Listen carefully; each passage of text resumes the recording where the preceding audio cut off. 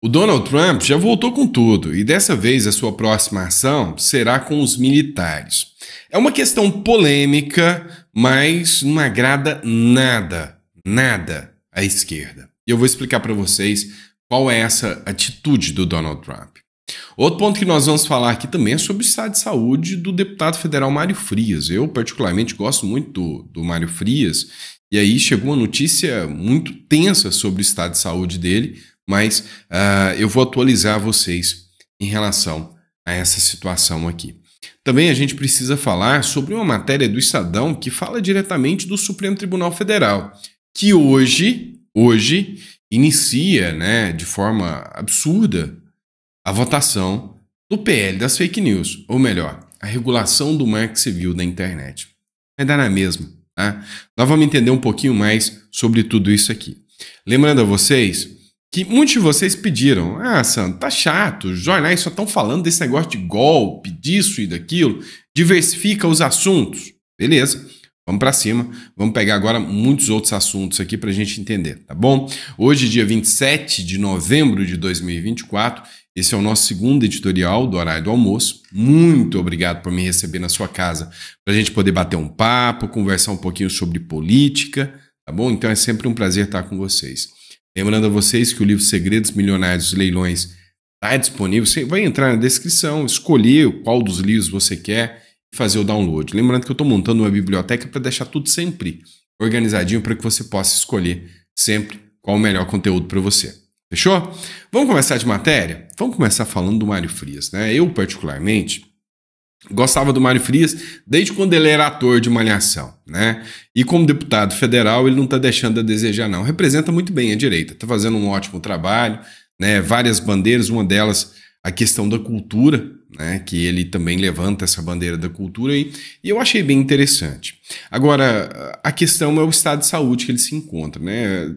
Noticiei para vocês há alguns dias que ele acabou sendo internado, está numa situação de saúde um tanto quanto delicada, e aí tiveram que, na verdade, esclarecer uma situação. Não vou falar que nem é desmentir fake news, é esclarecer uma situação. Deputado Mário Frias nega a possibilidade de amputação por doença vascular. Pois é, ele teve um problema de veias, né, problema vascular, e aí, nessa terça-feira, o deputado federal Mário Frias negou que a amputação do seu pé tenha sido cogitada pelos médicos. Não procede, né, foi o que ele disse ao Pleno News aqui, né, fonte da matéria é o Pleno News. A esposa do parlamentar explicou a situação. Pois é, o deputado deu entrada, né, com um quadro de trombose, né, é uma doença que atinge geralmente as pernas, né, a veia das pernas, e a trombose, ela, via de regra, ela, se não tratada a tempo, ela pode levar à amputação de membros. É uma doença bem grave, é uma doença, inclusive, que alcança muitos brasileiros, né? No caso do Mário Frias, a esposa dele deu depoimento e falou que o Mário Frias procurou ajuda médica a tempo, né? Sentiu um desconforto, né? E procurou ajuda médica a tempo, o que descarta a hipótese agora de qualquer amputação do pé ou do membro inferior do deputado, né? Então, assim, eu estimo melhoras para o Mário Frias, tá? Se chegar até ele, melhoras, deputado, né? Que você realmente possa ter uma boa recuperação. Vamos lá, pessoal. Outro caso que está chamando muita atenção é a questão do Marcel Van Hatten, né? O Marcel Van Hatten foi indiciado pela Polícia Federal, isso deu uma repercussão gigante, e aí está levantando o questionamento: por que a Polícia Federal não faz o indiciamento do pessoal da esquerda, que também faz várias falas muito absurdas?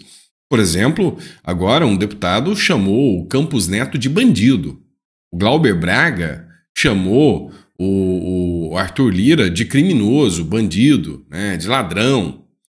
E por que eles têm imunidade parlamentar e o Marcel Van Hatten e as pessoas da direita não têm, né?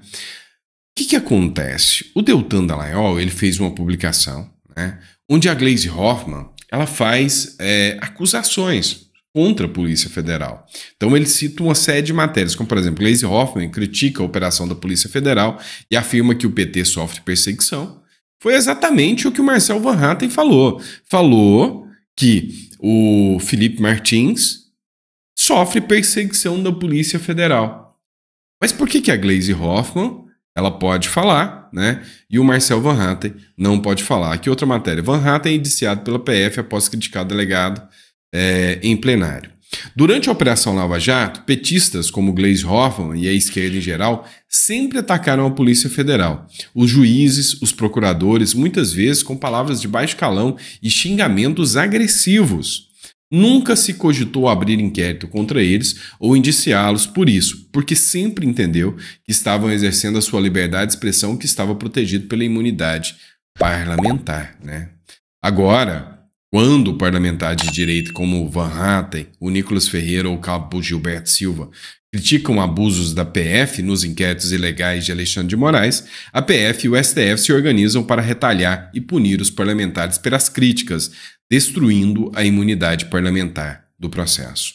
Na democracia relativa, a imunidade parlamentar também é relativa. No entanto, a PF e o STF são relativos em imunidade parlamentar da direita, né? Levantou muita atenção para isso, mas, por outro lado, foi um tiro no pé, né, da Polícia Federal. Teve uma matéria do Metrópolis que disse isso, porque levantou ainda mais a hipótese do nome do Marcel Van Hatten para o Senado no Rio Grande do Sul. Então, surge ali a hipótese de um grande nome. E aí, até agora, jornais também fizeram o mesmo questionamento, né, sobre o caso Felipe Martins. Matéria da Revista Oeste. Polícia Federal se contradiz sobre suposta viagem de Felipe Martins aos Estados Unidos. Opa, vamos lá. Primeiro, Felipe Martins foi preso porque teria fugido aos Estados Unidos. Então, qual o motivo da prisão do Felipe Martins? Fugiu para os Estados Unidos. Depois de muita averiguação, e ele ainda está cumprindo pena, porque ainda está usando tornozeleira, está com restrições, né? Cumprindo pena não, porque não foi nem indiciado, não foi nem denunciado por isso ainda. Inclusive a PGR foi contra, né? Mas ele já está sofrendo sanções, porque está sem poder usar redes sociais, utilizando tornozeleira, dentre outros pontos. Agora a Polícia Federal diz que não. Ele não fugiu para os Estados Unidos, mas ele tentou forjar uma hipótese de que dava a entender que ele fugiu para os Estados Unidos para não ser encontrado. Então, um argumento desmonta o outro. A Polícia Federal se contradisse sobre a suposta viagem de Felipe Martins, assessor especial da presidência para assuntos internacionais durante o governo Bolsonaro. Conforme o relatório da PF, a respeito do suposto plano de golpe de Estado, divulgado nesta terça-feira pelo ministro Alexandre de Moraes do Supremo Tribunal Federal, Martins forjou uma possível saída do Brasil. Então, se ele forjou uma possível saída, é porque ele nunca saiu. Então, a prisão inicial foi totalmente ilegal. Por que ele ainda está com penas restritivas? Por que ele ainda está cumprindo medidas, não é penas não, medidas restritivas? Então, aqui há uma discussão quanto a isso, né? E aí, será que vão indiciar também a polícia? Vai indiciar também a Revista Oeste? Não sei. Vamos lá, pessoal. Ó, matéria também da Revista Oeste. Quem diria, hein? Líder de ocupação em São Paulo troca o PT por Ricardo Nunes. Olha só o quanto o PT tá, ó. Então, assim, gente, olha, 2026, para o PT conseguir se reeleger, cara, nem milagre, né? Nem milagre. Aí o nome é outro mesmo, né? Entre as ruas 7 de Abril e Marconi, no centro de São Paulo, uma faixa no edifício Santa Leonor chama atenção pela mensagem: em São Paulo, o trabalho continua. A frase é acompanhada da foto de Ricardo Nunes, do MDB, atual prefeito de São Paulo, que sorri na imagem. Segundo o líder do movimento, o Eduardo Santos, o netinho, a faixa, é uma forma de agradecimento ao atual prefeito. Permitiu a invasão, né? O prédio foi ocupado em 2012, abriga 150 pessoas, cada morador paga R$200 que contribui para as despesas de manutenção do edifício, a limpeza e o salário do porteiro. Ou seja, né, foi disponibilizado ali o espaço ali e agora, né, deixaram de agradecer o PT e agradeceram o Ricardo Nunes, né? Ou seja, Se percebe, né, que até as lideranças que sempre tiveram alinhadas com o PT, inclusive ontem saiu uma matéria dizendo que o próprio MST está abandonando o Lula, fez muitas críticas em relação ao Lula. Percebe-se que essa turma está toda guinando ao centro, né? Estão saindo da esquerda e estão indo ao centro. Qual será o apoio que o Lula terá em 2026, né? Eu duvido muito que o Lula sequer se lance candidato, né? Principalmente pela falta de apoio que ele tem hoje. Outro caso emblemático que a gente precisa conversar também é sobre o ministro Silvio Almeida, né? O Bolsonaro até ironizou, né? Abre aspas, chamando de ministro taradão, fecha aspas. O que aconteceu foi que o ministro dos Direitos Humanos, Silvio Almeida, ele foi denunciado por importunação sexual, ou seja, assédio sexual contra uma outra ministra também do governo Lula. E aí agora a Comissão de Ética da própria Presidência da República arquivou a investigação sobre o ex-ministro Silvio Almeida e disse que não vai dar continuidade a esse processo. O processo, cuja natureza é mantida em sigilo, não guarda qualquer vínculo com as recentes acusações de assédio sexual. Quais recentes? Depois do caso da Aniele Franco, vieram várias outras mulheres também que fizeram denúncias sobre assédio sexual. E aí, o fato de ter sido arquivado em relação a Aniele Franco levantou um questionamento pelo vereador de São Paulo, Rubinho Nunes, né? Ele escreveu o seguinte: Aniele mentiu ou a comissão de ética passou pano para um assediador? Por onde andam as feminazes, né? Onde andam as feministas? Mas o Rubinho não foi o único a tirar a ironia, não, né? Outro também, que é o Hélio Negão, né? O Hélio Lopes, ele escreveu o quê? E eu mexeu com uma, mexeu com todas, né? Onde que tá? Aí ele colocou: onde estão as feministas? A Comissão de Ética arquiva denúncia contra Silvio Almeida. Esse caso foi emblemático porque a maioria daquelas mulheres que eram vorazes no ataque ao Bolsonaro e aos ministros do Bolsonaro simplesmente silenciaram-se neste caso, né? Não falaram nada, tiveram totalmente estiveram totalmente silenciadas nesse caso aqui. Até um grupo, né, de prerrogativas, que é um grupo de advogados que a pauta deles é a luta pela igualdade, pelas mulheres, pelos direitos humanos, não abriu um bico, né? A turma da esquerda toda não falou nada. É a indignação seletiva da esquerda. Vamos falar do Supremo Tribunal Federal. Hoje inicia, para mim, um julgamento que, assim, é um tapa na cara do Congresso Nacional e de toda a sociedade. Matéria do Estadão. Muito bem feita a matéria, diga-se de passagem. A internet não é terra sem lei. Há uma lei, o Marco Civil da Internet. Quem deve julgar a sua conveniência é o povo. E quem tem mandato para alterá-los são os representantes. Ou seja, o STF, ele deturpa o poder do Congresso Nacional ao tomar essa medida. Ou seja, estão fazendo a regulamentação das redes sociais sem lei, né? Regular as redes é atribuição do Congresso. Não cabe ao Judiciário definir os tempos do Legislativo, muito menos substituí-lo. O Congresso também se manifesta politicamente por meio de seus adiamentos. Não decidir já é uma decisão ilegítima. Transformar o controle de constitucionalidade num juízo de conveniência política é atropelar a democracia representativa. Resumindo, o Estado de São Paulo, o Estadão, acabou de falar que o STF ataca a democracia. Que o STF não respeita os eleitos pelo povo. Que o STF não respeita os eleitos para fazer a vontade do povo. E utiliza, né, de artifícios, de argumentos, de interpretativos para criar leis. Ontem eu tratei com vocês de uma matéria que falava sobre a juristocracia, ou seja, é o governo feito pelo judiciário. O Brasil hoje não pode se considerar uma democracia, nem uma democracia presidencialista, no máximo, uma juristocracia, né? Então, os juízes hoje mandam no Brasil. Isso não há dúvidas, né? De forma alguma. Vamos lá. E em compensação, como é que o governo Lula está deixando o Brasil, hein? Assim, ó. Pedidos de falência e recuperação judicial dispararam em meio ao juro alto e crédito escasso. Olha, a culpa é do Banco Central.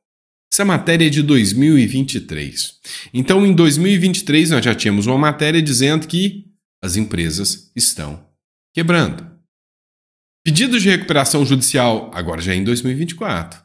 Em 2024, atinge um maior patamar em quase 20 anos, diz a Serasa Experian, né? Mais de 2.000 solicitações, mais de 1.000, perdão, solicitações foram protocoladas entre janeiro e junho. Micro e pequenas empresas lideram. As fracas, as pequenas, micro e pequenas empresas são as que mais estão quebrando. E aí vem o PT com a ideia estapafúrdia, né? Na verdade foi o PSOL, não foi nem o PT, com a ideia estapafúrdia de criar agora uma jornada 6x1. Ah não, mas Sandro, jornada 6x1 vai ser boa, vai ser boa? Tá bom. Outra matéria. Número de falências no Brasil tem alta de 50% em um ano, ou seja, passou de 100%, porque teve uma alta de 50% no ano passado. E agora, nesse ano, mais 50%. Você tem noção de que daqui a uns dias não tem quem vai dar conta de pagar imposto, porque quem banca esses políticos, né? Quem banca essa corja, essas figuras aí, né, do alto escalão, do funcionalismo público, é o idiota do micro e pequeno empresário que nem eu e que muitos de vocês também são. Só que a maioria não está dando conta. A maioria está quebrando, está falindo, não aguenta mais pagar imposto. Aí você tem noção que vai chegar o Drex, que vai ser uma pancada nessas micro e pequenas empresas. E aí você tá ligado que tentando se reeleger, eles podem aprovar esse projeto insano que é essa jornada do 6x1. Podem aprovar. Então, o empresário já não vai dar conta. E aí vai ter que aumentar custo. E aí, não tem quem compra. O que vai acontecer? Um Brasil falido, um Brasil quebrado. Vocês estão entendendo por que a Venezuela chegou onde ela está hoje? Vocês estão começando a entender o porquê, né, que o Cuba ficou onde ela ficou hoje? Cara, é o retrato da esquerda no poder. Será que vocês não conseguem entender? As empresas privadas quebrando, o judiciário interferindo, né, na maior cara dura na iniciativa privada. Vocês viram agora a decisão do Flávio Dino mandando pôr preço nos cemitérios que foram privatizados, em vez de determinar a abertura do mercado, né? E para mim o que gera preço bom é competitividade, né? Mas isso não. Aí não dá para a gente tirar o nosso. Espera aí, é mais complicado. Então, o Brasil precisa evoluir muito até ser declarado uma nação democrática e evoluída, né? Falta muito ainda. O caminho ainda é muito árduo, tá bom? Vamos lá, por fim, mas não menos importante, matéria da Globo, tá? Do G1. Sandra Cohen, minha xará. Trump planeja dispensar 15.000 militares trans das Forças Armadas. Você sabia disso, né? Que tem militares trans? A proibição, já aplicada no primeiro mandato, visa desfazer a autorização de Biden e vai ao encontro da promessa de campanha do presidente eleito, né? O que o Donald Trump está querendo? É o seguinte. Donald Trump, ele disse que, e é um questionamento dos militares, que o Biden e a esquerda passam uma mensagem de fraqueza. E que esses militares trans que estão assumindo lá dentro do exército, que estão lá dentro do exército, passam essa imagem, né? E que não é condizente, né, com uma postura das Forças Armadas. Em 2016, durante a gestão do Barack Obama, ele autorizou, né? Ele permitiu que mesmo quem era homossexual assumido ou trans pudesse estar dentro das Forças Armadas. 2017, o Donald Trump entra, assume e revoga. Falou, não, aqui dentro não vai ter pessoas trans e exonerou essas pessoas trans. Em 2021, Joe Biden entra e autoriza de novo as pessoas trans. Agora, em 2025, vai ser uma das primeiras medidas do governo Donald Trump, vai tirar de novo os trans. Os trans viraram um ping-pong dentro do exército norte-americano, né? Mas aí, a sua postura. Você acha que pessoas trans dentro do exército é condizente com a postura do exército? Não é condizente? Você concorda ou discorda dessa medida do Donald Trump? Coloca aí no comentário pra gente saber. Bom? E aí, pessoal, por fim, mas não menos importante, se você ficou até o final, deixa no comentário, fique até o final. Que Deus te dê uma mesa farta, repleta de bênçãos para você, para sua família. Se você não fez o download do livro, tá? Segredos Milionários e Leilões, está aí. Também tá Revolução contra o Sistema, Modelo Bukele no Brasil, tá tudo na descrição aqui, tá? 20 Regras para a Vida, é um livro de autoajuda que serviu muito para mim, tá? E que eu escrevi porque foram frases, foram ensinamentos que eu levei na minha vida. E também, né, Persuasão Política está lá disponível para vocês, tá bom? E é isso, pessoal. Muito obrigado, fiquem com Deus e eu vejo vocês no próximo editorial.